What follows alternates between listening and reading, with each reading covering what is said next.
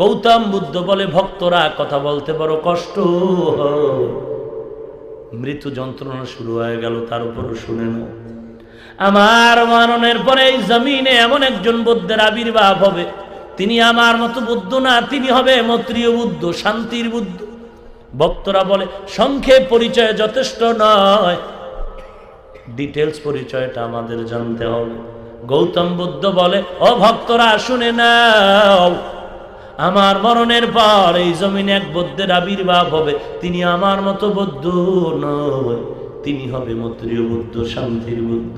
তার পরিপূর্ণ পরিচয়টা নিয়ে নাও।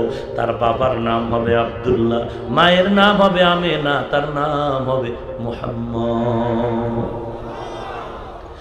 ইমামুল আউয়ালিন আল আখিরিন, বহরে সাদকা রহমাতাল লিল আলামিন, সাইয়্যিদুল কাউনাইন খাতমুল মুরসালিন, আখির আমদ বুদে ফখরুল আউয়ালিন। খারাপ লাগে আপনাদের?